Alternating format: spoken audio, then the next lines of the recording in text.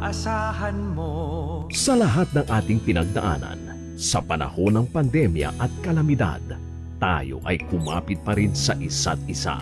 At buong tiwala ninyong ipinakita ang inyong suporta sa serbisyo at paglilingkod namin sa paghahatid ng tamang balita at impormasyon, tulong na galing sa aming puso. Kaya naman, sa latest survey ng Kantar at Nielsen, nangunguna ang mga himpilan ng RMN sa buong bansa. RMN, Number 1 sa Luzon, RMN, number 1 sa Visayas, RMN. at number 1 sa Mindanao. Radyo ng buong Pilipinas. Buong karangalan ng mga radyoman ng RMN Networks ang maglilingkod sa inyo. Maraming salamat. RMN, number 1, number 1. Wala nang iba. Radyo mo nationwide.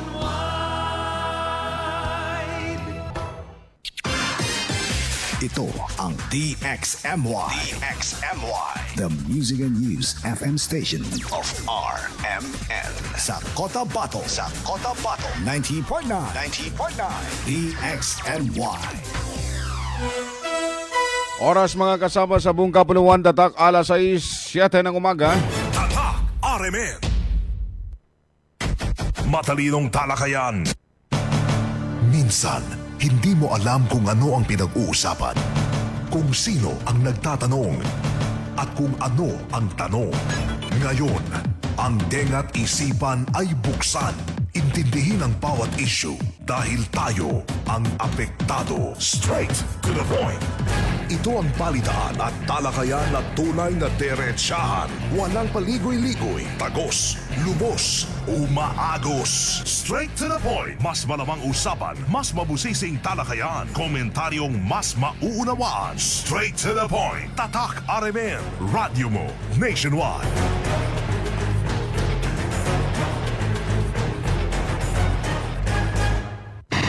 Straight to the point. Isa po nga mapayapang umaga mga kasama ng Wednesday. Bismillahirrahmanirrahim. Assalamualaikum warahmatullahi wabarakatuh. Sa ngalan ng ating station manager, Radyoman Sir Erwin Kabilbigan, makakasama natin sa kabilang silid sa ating technical Radyoman Chief Alvin Castillon, sa digital si Radyoman Ricardo Kuya Eric Madamba Jr. Ito po ang inyong lingkod, Radyoman Eps Abang. Magandang umaga po mga kasama ng Wednesday. Ngayon po ay 20 na ho sa buwan ng Mayo taong 2026. Mga kasama ng ating programa, live na ho sa ating Facebook page, DXMY 90.9 Cotabato, DXMY 90.9 Cotabato. Samantalang ating pong text hotline mga kasama, 0950-032-7332. Ulitin po natin yung pong ating text hotline, 0950-032-7332. Kung meron po kayong mga concern, naisong iparating na mga question o di kayo naman,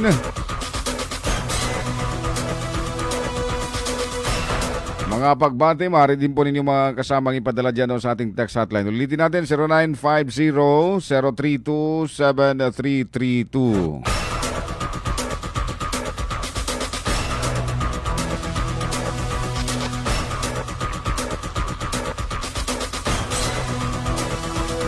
Sa muli po mga kasama, isa pong mapayapang umaga ng Wednesday. Bago tayo dadako sa iba pang mga usapin this morning, dumako muna tayo sa ulat panahon. Weather report. Weather report.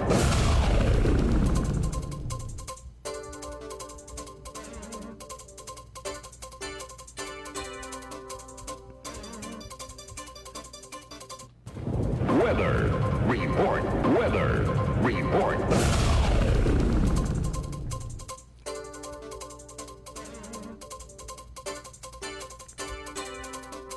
Sa ulat panahon o mga kasama ngayon pong araw, ang bansa patuloy pa rin ang makakaranas ng Intertropical Convergence Zone o ITCC. Samantala sa pagtayaho o sa forecast ng pag-asa, ang bahagyo ng BARM, particular ang mga lalawigan ng Lanao del Sur, Maguindanao del Norte, Basilan at Tawi-Tawi ay makakaranas pa rin ng maulan na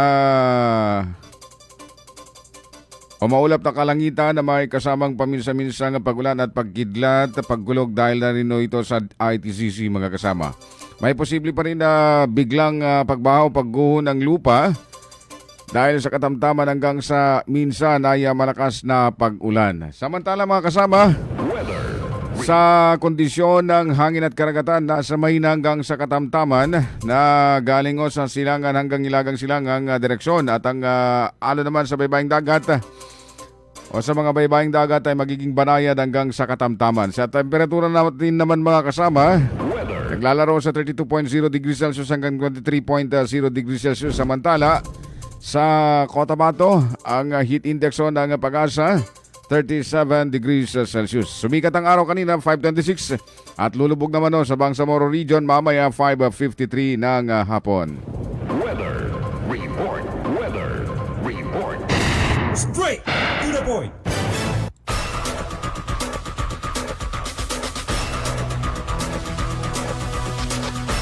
Sa muli pa mga kasama, isa pong mapayapang umaga ng Wednesday. Kumusta ho kayo? Ari naway nasa mabuti po kayong kalagayan, malayo po sa uri ng kapahamakan at syempre tuloy lamang sa buhay. Kung ano man ho ang inyong mga pinagkakaamalan this morning mga kasama. Sa mga nagkakape, kakagising lamang, o di kaya naman overtime pa. Magandang morning pa rin ang aming pagbati. Sa mga nagluluto naman, sa mga bahay-bahayan ngayon, masarap na pagluto sa inyo mga nanay, mga mamis. Anyway mga kasama, ang dami pa rin ang mga usapin, mga naganap dito sa loob at labas ng ating mahal na lungsod. Pero bago ang lahat mga kasama, unahin muna natin ang national. Dahil patuloy pa rin itong usapin ng impeachment trial. Laban kay Vice President Sara Duterte mga kasama. At sa bagong inilabas na magiging prosecution panel na naka-assignment mga kasama kay BP Sara. Itong binabanggit na House Prosecution Panel. Meron na mga kasama. Sa inilabas na mga pangalan, ito yung mga individual, mga kongresista na tututok sa bawat kanilang gagampanan bilang mga House Prosecution Panel dito po sa VP Sara Impeachment Trial. Ang Article 1 mga kasama, itong binabanggit na alleged misuse of 500 million pesos in confidential funds of the Office of the Vice President and 112.5 million pesos naman na confidential funds of the Department of Education of DepEd. At narito yung mga prosecutors mga kasama na binigyan ng kanilang mga assignment. Si Honorable Attorney Gerville Luistro,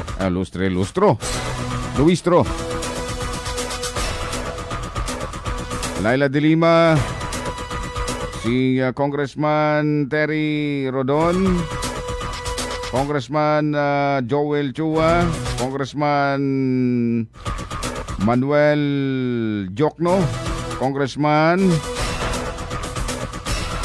Ramon Rodrigo Gutierrez, mga kasama, Congressman Jonathan Keith Flores, Congressman Lawrence Defensor, at si Congressman Jordan Suwan. Ano kaya ito ni Sir Mike? Kapilyedo eh. Sa Article 2 naman mga kasama, itong binabanggit na alleged unexplained wealth, failure to fully disclose assets in her statements of assets, liabilities, and the net worth, itong SALENS, and failure to divest from a business interest while in office. Yung pa rin ang magiging prosecutor dito mga kasama. Congressman Luistro, Congressman De Lima, Congressman Redon, Congressman Chua, Congressman Jokno, Congressman Bag-aw, Congressman Gutierrez, Congressman Flores, at si Congressman Suwan. Samantala mga kasama sa alleging she distribute monetary gift to high-ranking DepEd officials to circumvent procurement and related laws. Ang mga nakaatas naman dito mga kasama si Congressman Chua, Congressman Bag-aw, Congressman Gutierrez at si Congressman Zamora. Samantala sa Article 4 naman itong threatening President Ferdinand Marcos Jr., First Lady Lisa Araneta Marcos and the former Speaker Ferdinand Martin Romualdez and for inciting sedition. Ang mga inatasan naman dito mga kasama magiging House Prosecution Panel, mga prosecutors, sina Congressman Nuistro, Congressman De Lima, Congressman Zamora at si Congressman Defensor. Samantala naman sa House Trial Spokesperson, dalawang inatasan nila mula sa Kabataan Party List, si Congressman Dreneco at si Lano del Sur 1st District Congressman Zia Alonto Adjong mga kasama. So yan yung mga takbo. O di kaya naman magiging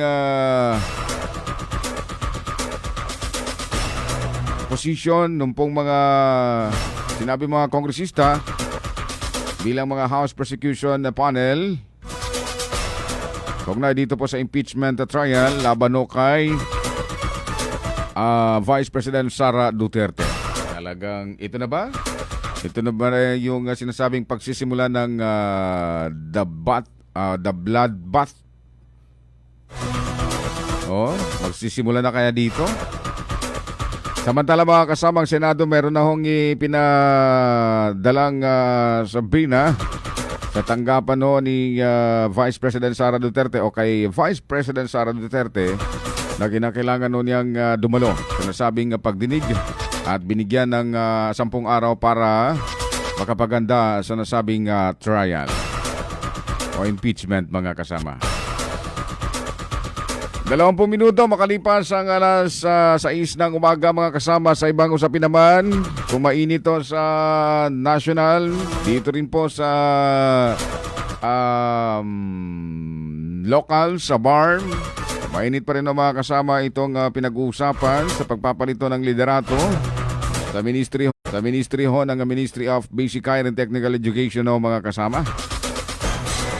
Marami hong nagtatanong kung sino ba ang kasalukuyang ministro ng MBHT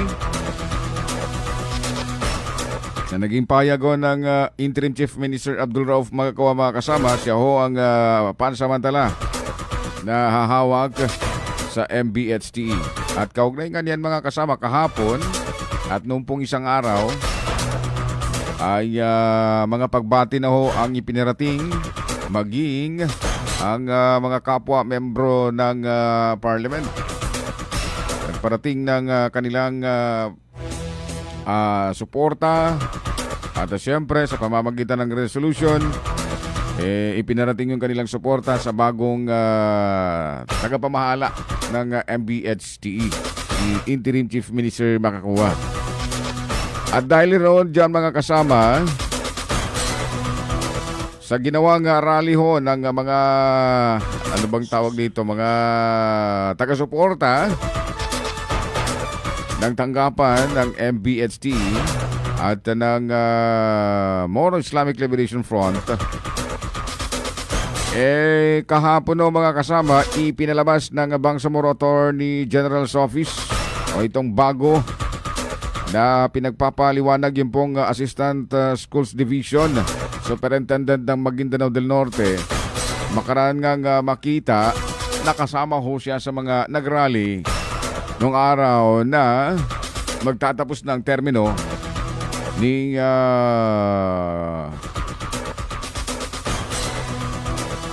Member of Parliament Buwagi Rikbal. Binabanggit dito mga kasama itong inilabas na notice to explain. Oo, notice to explain na kinakailangan nung paliwanag sa Bangsamoro Attorney General's Office sa Bago. Ito pag nasabing individual sa naturang liya mga kasama, naka-address o ito kay Office o OIC Assistant Schools Division Superintendent Bansil na binigyan ng 48 oras para magpaliwanag kung bakit ito siya mga kasama o kung bakit hindi siya dapat maharap sa posibleng kasong administratibo. Huwag na ito mga kasama sa kaniyahong pagdalo na ginawang rally dyan doon sa labas ng Bangsamoro Government Center. Ito ay nai-release ka mga kalawa mga kasama May 18, 2026. Subject notice to explain participation in rally during office hours. Ibig sabihin, nataon yung kanyang pagsali o mga kasama sa nasabing rally. Monday na Monday pa naman din kasi. Parang sa tingin ko nung araw na yon, ang dami hong mga guro. Marami hong mga guro ang dumalo rin. Mukhang marami atang makakapag-explain dito sa Bangsamoro Attorney General's Office o mga kasama dahil ang daming guro doon eh. Yung iba, nakamaskara. Naka-face mask. Siguro baka may sakit. Pero pinilit pa rin na makadalo sa nasabing pagtitipon. Ito yung laman na mga kasama ng liham ng Bago. You were designated by the Honorable Chief Minister as OIC Assistant Schools Division Superintendent effective 16 January 2026. This office has received information that today during official office hours, you are participating in an emergency rally being held outside the gate of Bangsamoro Government Center, BGC, calling for the implementation of the comprehensive agreement in the Bangsamoro and related to the official call for resignation of the Minister of MBHTE, date May 11, 2026. This notice is issued to require to you to explain in writing why administrative action should not be taken in view of your conduct as a Bangsamoro government official. Yan ho mga kasama yung nilalaman. Ilan lamang ho yan sa mga nilalaman ng liham mo ng Bago o Bangsamoro Attorney's General's Office mga kasama. At kaugnay rin ho niyan mga kasama, ilan sa mga abogado ay nagpayag din ng kanilang sinasabing ano bang tawag dito? Magiging legal ng nasabing OIC Assistant Schools Division o mga kasama. Si Attorney Asgar Mandal mga kasama, meron o siyang inilabas na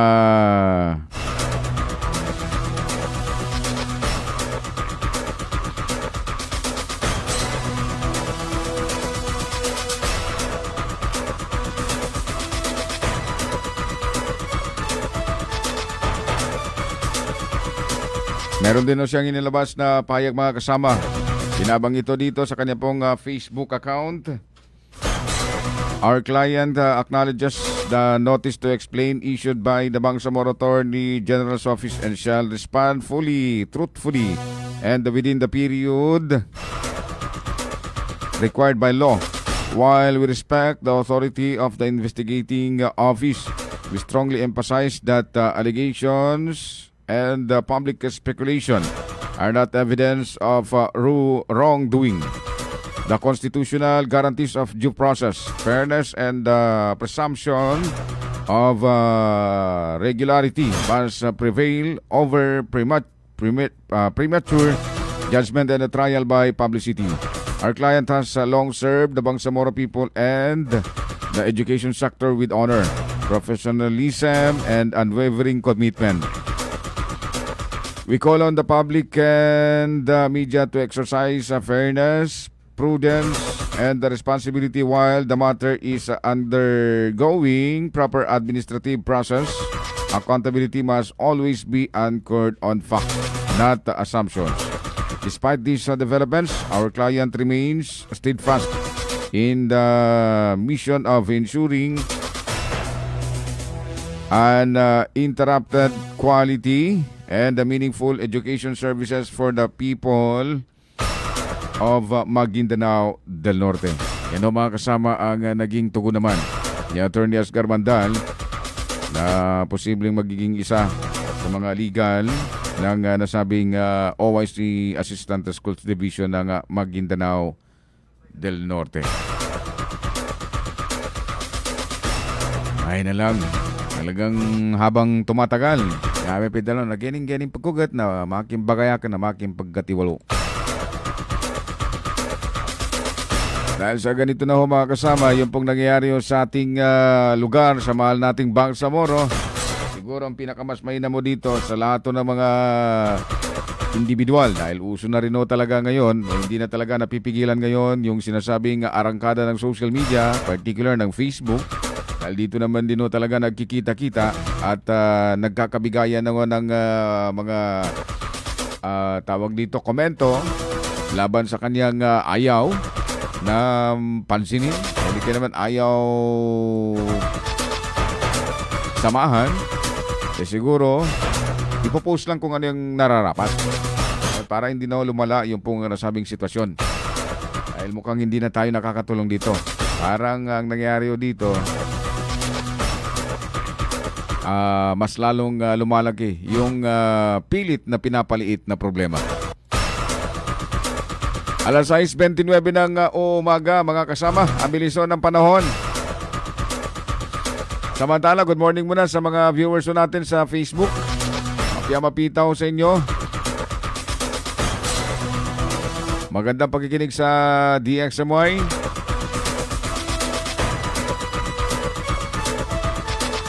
Meron din sa ating mga texter, si Dato Nain Uto, Admin Sultan Banjo Mampon. Good morning, Sir M. Always right here. Salamat po, Karadyo Man. Sabi salamat po, Sir Banjo Mampon, ang Municipal Administrator ng Sultan Kudarat. Mamaya-maya ng konti mga kasama, babalik tayo. Abangan, sakasakaling magbibigay ng kanyang payag. Ang nangyari yung bakbakan dyan sa may LDS.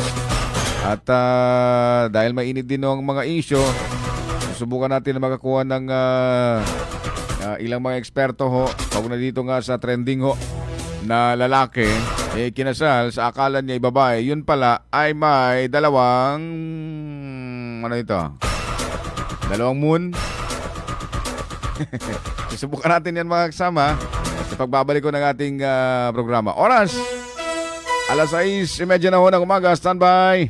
Tatak RMN. This time check is brought to you by iBerry Gold. Mas daghan ang lutin, mas epektibo, mas klaro. This time check is brought to you by iBerry. Adunay bilberry para sa mata nga hait ug tin-aw. That time check is brought to you by Centrum Silver Advance. May nutrients adjusted for age 50 plus. Tulong para malakas ang resistensya, healthy heart, and sharp memory. The #1 multivitamins for age 50 plus.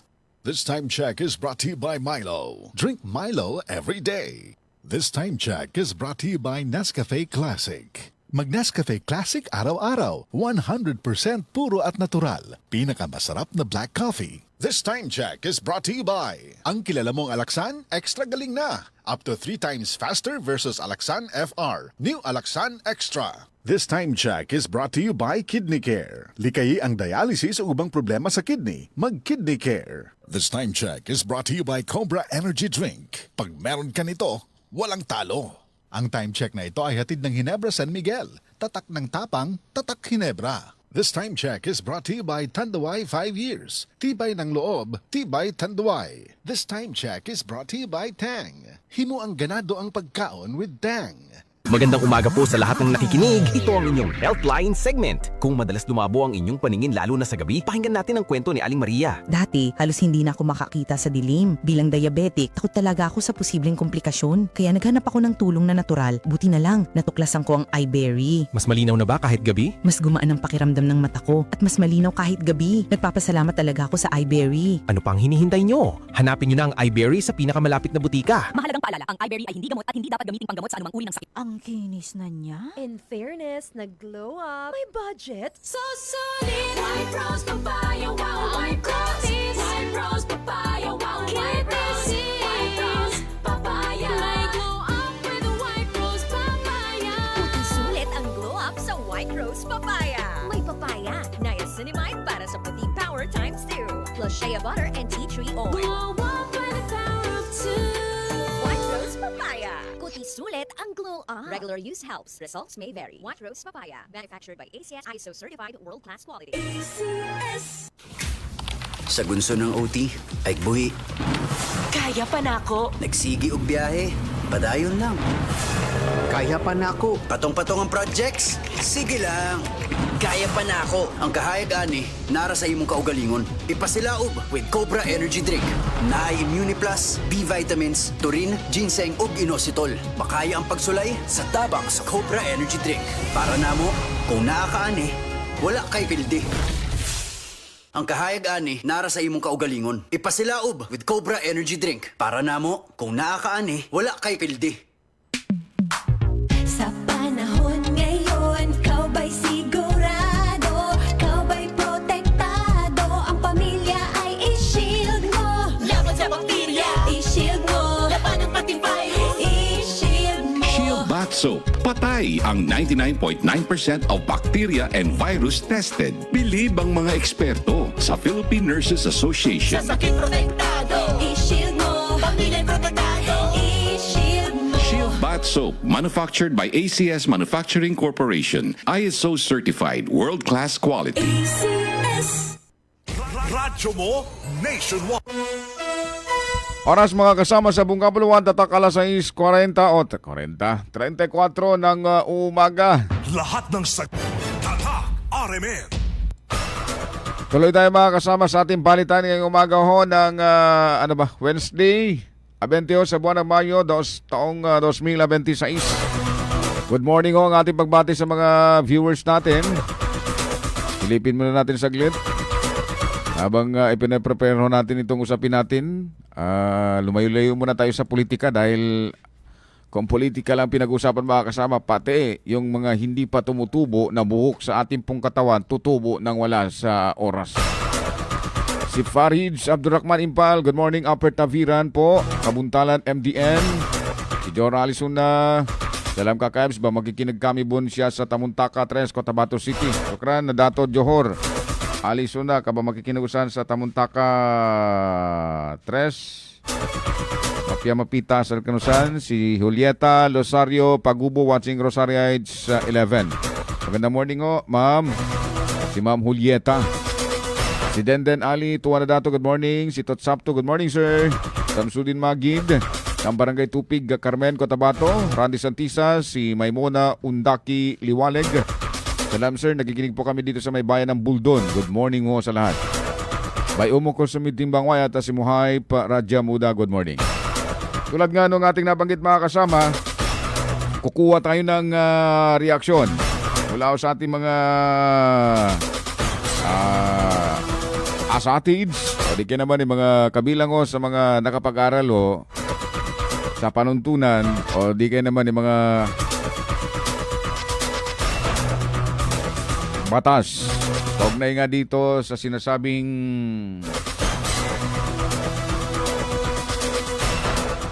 pag-aasawa. Oo, dahil yun nga mga kasama, kahapon naging trending itong nangyaring lalaki na in love sa akala niya ay babae. Ano yun kasamang Jules sa report mo? 8 buwan silang nagsama? Sa 8 buwan na yon, wala man lang nangyaring kumbaga intelligence.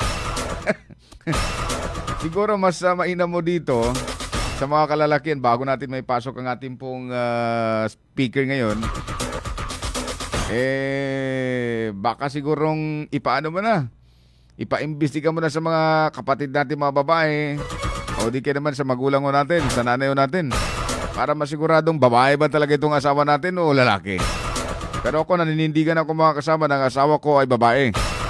Hindi ho lalaki. Ito kasi, ang sabi, ang mukhang lalaki. Mukhang lalaki. Mukhang babae. So nung kinasal na, ayun, may nakitang bumukol. Nasa linya ng ating komunikasyon mga kasama, si Ustaz Ismail Ibrahim. Isa sa mga ulamaw natin sa Cotabato City.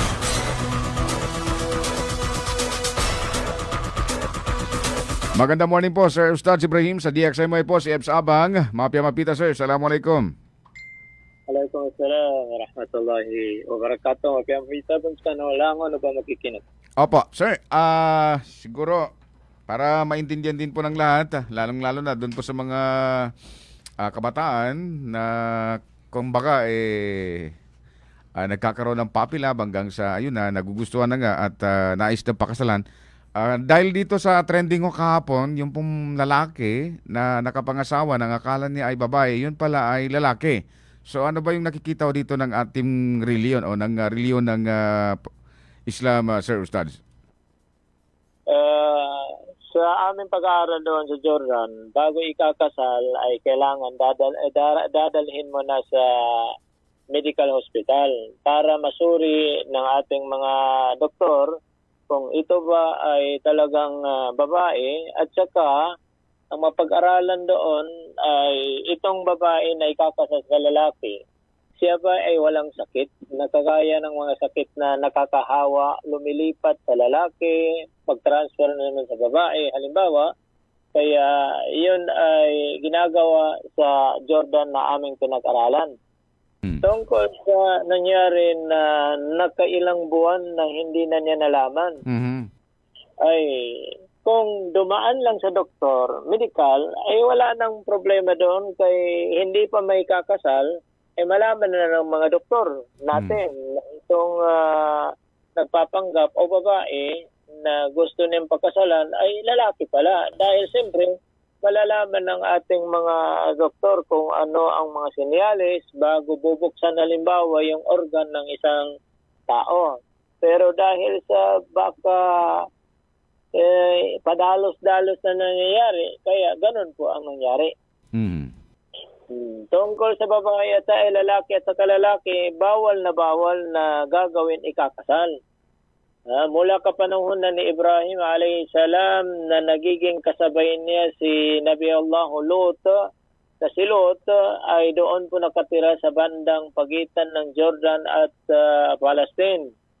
Kaya nangyari po yung Bahrul Mayt, ang sinasabi nilang Dead Sea, dahil sa mga kabulastugan na ginagawa ng mga lalaki na ang kanilang nagugustuhan na ay lalaki sa lalaki, na mahigit na ipinagbawal ng Allah subhanahu wa ta'ala hanggat sa nasabi ni Lut alayhi salam, haula ibanati, nandyan ang aking mga anak na babae, yan na ang inyong pakasalan, binibigay ko na sa inyo. Pero dahil sa mga ginagawa ng kalalakihan noon, na tunal zukrana dunan nisa, ang kanilang nagugustuhan ay lalaki sa lalaki, kagaya sa nangyayari ngayon na same-sex sabi nila.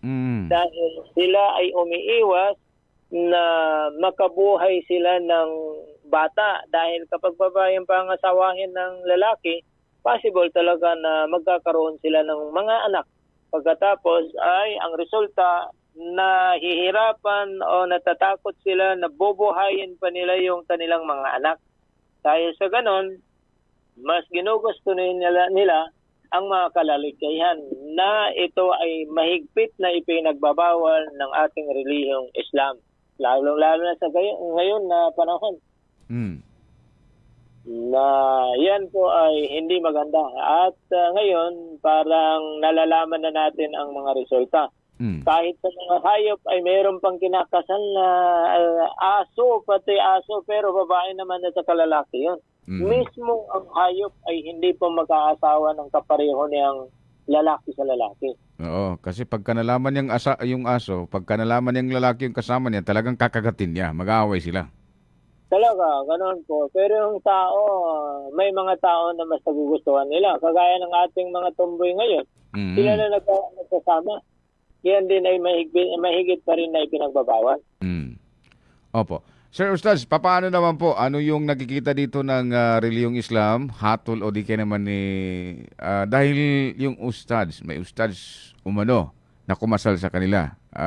Ano ba yung mga nakikita ko dito? May pagkakamali ba siya? Pagkukulang? Ustads, pakipaliwanag po. Siguro dahil sa ustad na rin yan na yon, minsan parang tinatawag lang yon. Ustad, ikasal mo itong dalawang magka-partner. Kaya wala siyang kasalanan doon.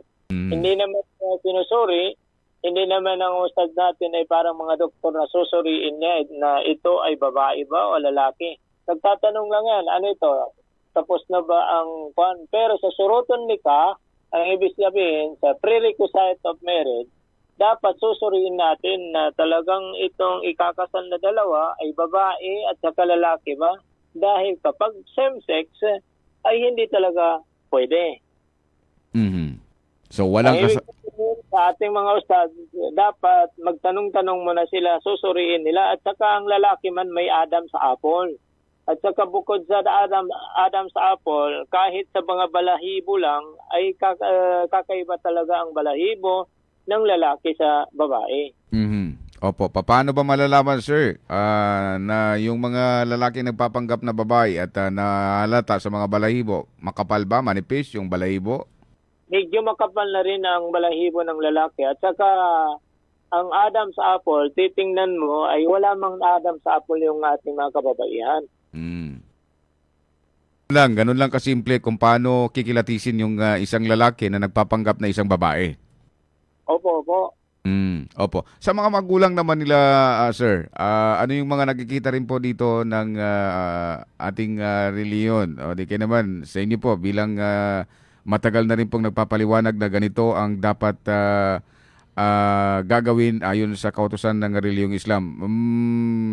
Hindi man lang ba nila ginawa, masasabi nating nagkulang din ba sila sa parang investigasyon dito sa mapapangasawa ng kanilang anak? Dahil binabanggit dito, Sir Ustad, sabik na yung mga magulang since na 8 buwan na umano silang nagsasama.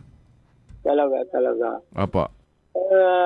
Sa ating religion Islam ay kaya pinahintulot ng Islam na tayo ay magiging pwede magkasintahan. Pero ang sinasabing magkasintahan na sinasabi sa Arabic ay khitbah. Pwede magkasintahan pero sa pamamagitan ng offer ng dalawang parents. Ang ibig sabihin, both parents, alam nila na magkasintahan itong anak nila. Pero dahil sa ganon ay malalaman ng lalaki na itong kanyang magugustuhan na babae ay talagang babae. Dahil magsasagawa siya ng kanyang intelligence. Magtatanong siya na ito ay babae ba, sa kanyang pwede siyang magbigay ng emisary sa kanyang kapatid, kaibigan, pinsan kaya, na para malaman niya na ito talaga ay babae. At saka doon sa mga parents ay magkaalaman na doon na masabi ng both parents na hindi man yan babae, yan ay lalaki. Oo, yan ay lalaki dahil sa, siyempre kung matanda ang parents na matanungan mo doon, ay masabi niya na nakita ko pa yan organ niya noong bata pa. Kaya hindi na matatago kung ano ang mga nailihim ng isang bride halimbawa. Dahil sa pagsasamahan nila, dahil sila kuno ay magkasintahan halimbawa, dahil doon ay malaman mo na sa kanyang mga reaction, ay magsama kayo ng matagal, ay minsan sasabihin niya na mag-ihi ako, hindi malaman mo na. So yun yung mga, ganun lang kasimple para ma-kumpirma na yung minamahal natin, yung gusto na nating makasama panghabang buhay, babae. Tama po. At saka kapag magkaharapan na kayo, ay hindi mo na makikita na may bukol. O kalimbawa o babae. Alam kasama, siyempre, ikaw gusto mo, ay kikilatoisin mo yan mula pababa pataas. Tama naman din na natin. Mahirap naman din kasi na, siyempre, mag-ispadahan na lang kayo. Oo. Ay, naputol. Balikan natin yung stats mga kasama. Para mabigyan pa ng tawag dito, kaalaman yung mga kabataan ngayon. Sir, naputol po. Pasensya na. Opo. At makikita mo na kapag magkaharapan kayo, dahil kapag babae man yan, sa Islam po, kung dalawa lang kayo o may kasama kayong parents guardian, ay pwede naman yan mag-alis ng tendong. Dahil sa kanyang pag-alis ng tendong, marami ka na makikita. Makita mo na yung, at saka yung legs ng babae, kakaiba rin yung legs ng lalaki. Bakit po sir, yung... ng lalaki. Opo sir, ano ba yung pinagkaiba ng legs ng babae sa legs ng lalaki?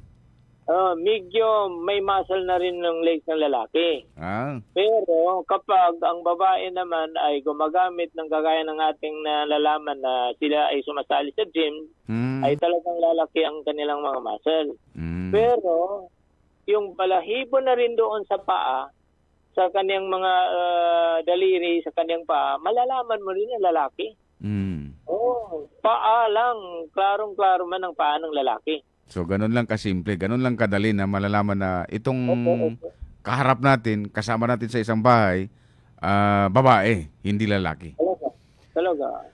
Yan. Sa mga kabataan ngayon, sa mga nagmamahal, ano ba yung payo po ninyo sa kanila, Sir Ustaz, para hindi na ito maulit pa? Ang payo natin sa ating mga kabataan, dapat hindi tayo padalos-dalos. Kailangan kilatisin natin mula sa kanyang mga pinsan, kanyang mga kapatid, at saka pwede man tayo tumingin ng kanilang mga birth certificate. Sa birth certificate, malalaman na doon kung ano ang kanyang gender, sex, dahil nandoon sa kanyang gender at saka sex. Ganun po, mga kapatid. Opo. So magiging ano ito siya, sir? Kasama na rin sa requirements ng panliligaw ng lalaki sa babae. Kumbaga, liligawan niya si babae, ma'am, baka pwede, di ka naman my loves, pwede bang patingin ng ng birth certificate mo? Opo. At saka noon buhay pa si Mufti Abu Hurairah Udasan, meron man na ilansing siya namin na bago ikakasal yung lalaki sa babae, mayroon counseling na 3. Dahil sa counseling na yon na 3, bago ikakasal, malalaman na talaga kung talagang ito ay babae at lalaki. Ganun po. Pero sa ngayon ay nakikita ng lalaki, babae na ito na talaga yung kanyang minamahal, ikakasal na. Hindi. Dapat may kunin natin yung technique na ginagawa ng ating mga kapatid sa Jordan na bago ikakasal, magpasuri mo na sa doktor para magkuha ng birth certificate, medical certificate, iyong bride at saka groom para hindi po magiging magkaganyan. Ayun. Sir Ustaz Ibrahim, nais pa ko sana namin palawigin itong usapin na ito, kaugnay dito, pero kinakapuso tayo ng oras. Siguro, bilang mensahe na lang po ninyo sa lahat, lalong-lalo na binabanggit itong lalaki na ito na nagpanggap na babae, humingi na ng tawad. At sa mga nagpapakalat na naman ng video nito, ano ba yung may papapayo po ninyo sa kanila, Sir Ustaz? Go ahead po. Opo, sana tigilan na natin yan ikalat dahil hindi na rin yan nakapagbibigay ng kabutihan sa atin.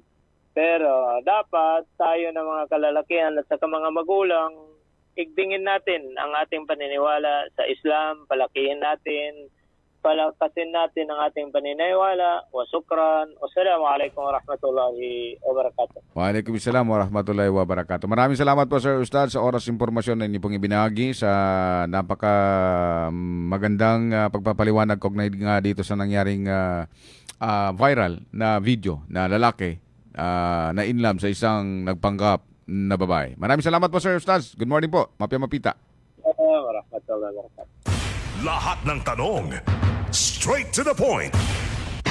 Straight to the point. Mga kasama yun po si Ustaz Ismail Ibrahim, isa sa mga ulama natin dito sa Cotabato City na nagpapalagana po ng katuruan ng pananampalatayang Islam. So malinaw po yung kanyang binabanggit dito, mga kasama, na dapat sa mga lalaki, kilatisin yung minamahal natin. Ito yung sinasabing ang dami nang problema sa sa lugar natin, hindi naman sa mundo. Sumasabay pa itong mga ganitong mga pangyayari. Ang system ngayon mga kasama sa social media, pati itong mga vlogger, ginawa ho na nilang content. So pinagkakakitaan na rin ho nila. Kaya nararapat lang sana na kung may mga ganito mga pangyayari, wag na ho nating i-post pa sa social media. O kung ipopost man, siguro, pero wala pa rin tayong magagawa eh. Dahil lang social media ho mga kasama, madali hong mananakaw yung po mga video kahit pa sasabihin pa natin lalagyan yan ng watermarks. Lalo na ngayon, ang daming mga vloggers mga kasama na ginagawang content and siyempre pinagkakakitaan na rin. Pero at least, meron na tayong nalaman na meron po tayong dagdag na impormasyon, kaalaman dito sa pagpapaliwanag ni Ustad Ismael Ibrahim na kinakailangan sa mga lalaki kilatisin yung mga babae. Kung yan ba talaga ay tunay na babae o tunay na o talagang nagpapanggap lang. Una, sa mga balahibo. Ang balahibo ng lalaki, sabi ni Ustad, makapal. Ang babae, hindi naman din siya ganun kakapal. Kumbaga, although di ka basa man na maging na apyang indanik yung nagkalbungin, natingin mo na, meron ka ba ni manifest one? Sa mga nagpapakalat naman sa social media ng video na yon, pinayuhan din ng Ustads na wag na hong ipakalat pa. Dahil humingi naman nino yung pong nasabing lalaki na nagpanggap na babae na kinilalang si alias Marlon. Straight to the point. Grabe yun ka, Marlon ba? Ay, pakana ba? Straight to the point. Kilalanin din na natin, di ka na ba kilatisin din na natin. Nadamay tuloy si Marlon dito. Mga kasama, oras natin 6:54 ng umaga. Tatak RMN. Meron pa tayong nalalabing 6 na minuto bago mag-alas 7. Tanggap na tayo ng reports mula sa ating mga Radyoman reporters. Pagpapatuloy ng jihad sa anumang paraan sa kasalukuyan, isa sa panawagan ng mga nagrally ho dito sa Cotabato City, Kamakalawa. Sa detalye ng balita, Radyoman Jul Di Mapalaw. DXMY. Tatak RMN Report. Pagpapatuloy ng jihad sa kabila ng pagkawala ni late Sheikh Hashim Salamat na siyang founder ng Moro Islamic Liberation Front o MILF, ang isa sa mga kahilingan ng libu-libong Bangsamoro na nagralin sa Cotabato City. Dito ay muling ikinuwento ni Ustad Paris Hasan sa harap ng napakaraming tao na noong 1997 ay nagsimula ang mas malalim na pagsusulong ng usapang pangkapayapaan sa Pilipinas bilang hakbang upang wakasan ang armadong sigalot at mabigyan umano ng maayos na direksyon ang mga Moro. Binigyan din pa niya ang kahalagahan ng pananampalataya, pagkakaisa at pagtalima sa adhikayan ng Islam upang mapanatili ang kaayusan at maiwasan ang kaguluhan sa komunidad. Yarhamu na yabi tiyaning kanumarakratao na ententi gini makasam bisa ki kanuliano kaganat ko sa dunya na kalimulimbo na italusin sunya bagiha fisabilillah sa pangilay nila ni apyang ini ukitin makaukit man sa politika na italusilan asala masampay suli elai kalimatillah ya sabab atanda sa benar aapyang ini ukitin na yaman tinamalima sa mufawadatus salam kano 1997 asyabon sa gobyerno na Pilipinas ikinapangilay apagampaganay sa kamdityalay na yati malimalon na si Ashay Salamat Hashim. Matapang naman na nagpahayag ng suporta ang mga guro mula sa Maguindanao del Norte at inilarawan si Iqbal bilang ama ng edukasyon dahil umano sa mga programang inilunsad nito para sa sektor ng edukasyon sa rehiyon ng Bangsamoro. Binigyan din ni Maguindanao del Norte Assistant Schools Division Superintendent Sara Bansil na layunin ng kanilang pagtitipon na ipakitang suporta at pasasalamat kay Iqbal sa mga hakbang para sa pagpapalawak ng access sa edukasyon sa Bangsamoro. Iginit din ni Bansil na ang mga guro ay hindi umano nakikialam sa usapin ng politika, ngunit bilang bahagi ng sektor ng edukasyon ay nais nilang ipahayag ang kanilang paninindigan para sa kapakanan ng mga mag-aaral na future generation ng Bangsamoro. Mga guro ng Maguindanao del Norte, lahat po kami ay nandito sa araw na ito upang ipakita at iparamdam sa ama ng education na si Minister Iqbal, ang ama ng education at walang iba. Sir Iqbal, siya lang ang nag-iisa. Sa dami po ng ginawa ng ating butihing Minister Iqbal para sa education, para sa batang Bangsamoro ay hindi matatawaran. Naiyak si Ma'am. Takbir! Ang Bangsamoro ay walang maiiwan pagdating salita mula sa ating butihing ama, Minister Muhagir Iqbal. Kami po bilang education, wala po kaming kinikilingan sa anumang politiko na meron. Pero pagdating sa education, malawak po ang aming kaalaman kung ano ang dapat para sa Bangsamoro. Kasama mo sa DXMY 90.9 RMN Cotabato, Radyoman Julie Mapalaw, Tatak RMN. Radyo mo nationwide. Maraming salamat Radyo Manjul Di Mapalaw. Samantala mga kasama, si Dr. Cabalo, tinulungan naman ni MP Kadatuan Jr. sa pagpapagamot at financial support. Sa detalye ng balita, Radyo Man, Maestro Rahim Bansao. DXMY. Tatak RMN Report. Personal na bumisita si Dr. Abubakar Nakan Cabalo, dating doktor ng mga mandirigmang BF-MLF Mujahideen sa tanggapan ni BTA Member of Parliament, Attorney Kitam Kadatuan Jr. sa Bangsamoro Government Center bilang pasalamat sa natanggap na suporta mula sa opisyal. Sa kanilang pag-uusap, tinalakay ang kalagayan ni Dr. Cabalo at ang patuloy na paglilingkod para sa mamamayang Bangsamoro. Ayon kay MP Kadatuan, mahalagang mabigyan ng pagkilala at pagsuporta ang mga taong na naging bahagi ng paikibaka at nagsilbis sa komunidad. Samantala, tiniyak ng opisyal na magpapatuloy ang kanilang programang Makatao at serbisyong pangkalusugan para sa Bangsamoro sa region. Presko po kasi alhamdulillah na-meet ko siya face to face. Hindi naman po namin expected kasi medyo may edad na po si Dr. Abubakar Cabalo pero dahil po sa siguro sa ano na din saya niya na din. Gusto niya po makipagkita sa ako din. Gusto na sila nga yung reason bakit nandito tayo sa bar. Hindi lang dahil doon. Hindi ko rin masasabi na makapag-aral ako. Hindi ko rin masasabi na makapagtapos ako. At lalong hindi ko masasabi na maging abogado ako kung hindi lumaban ang mga ating mga mujahideen na para mapatayo ang Islam at makuha natin ang karapatan natin to self-determination. So yun, at the very least po, yun ang pwede natin ibalik sa ating. Sir Rahim, hindi ko kasi beforehand, nag-consult pa nga po ako sa mga ulama natin, pati sa mga ustads natin, na kung pwede ba i-publish ito. Kasi ayaw ko mahulog sa yung pagyayabang, yung pagtulong natin. Kasi by the end of the day, ang pagtulong po natin dahil sa amana and fisabilillah para sa Allah subhanahu wa ta'ala, hindi para makilala tayo. At hindi, lalong-lalo na hindi ito para lang sa sarili nating interes. So para po ito sa pag-comply natin sa amana ng Allah subhanahu wa ta'ala. Samantala, labis naman pinasalamatan ni Dr. Abubakar Cabalo si BTA Member of Parliament Attorney Kitam Kadatuan dahil sa kusang loob nitong pagtulong sa kanyang gastusing pinansyal at pagpapagamot. Matatandaan si Dr. Cabalo ay isa sa mga dalubhasang manggagamot na tumutulong at gumagamot sa mga sugatang mujahideen noong panahon ng paikibaka sa Camp Abubakar. Isa wala bitawang ang kuna nakatawang sa kanya sa kanonewa na mga sa kanya ni raon ang tunang kaumasay kanya sa pasir kanya sa sakin.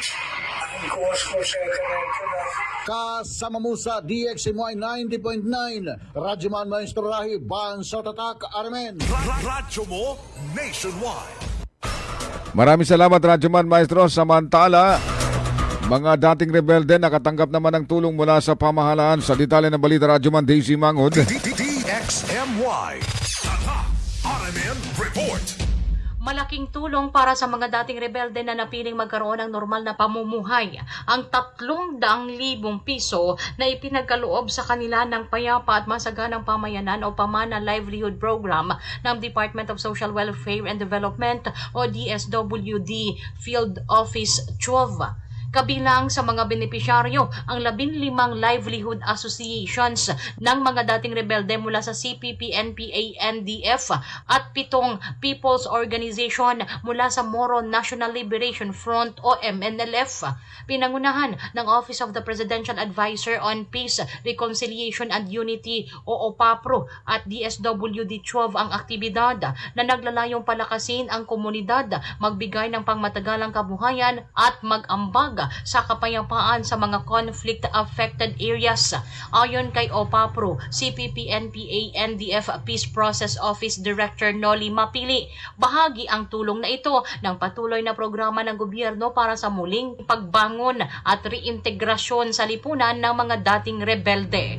Ang objective po ng programang ito ay upang maging panimula sa kanilang pagkabuhayan para matulungan ang kanilang mga pamilya, of course yung mga individual na former rebels at ang kanilang komunidad para masustain yung kanilang pang-araw-araw na pangangailangan.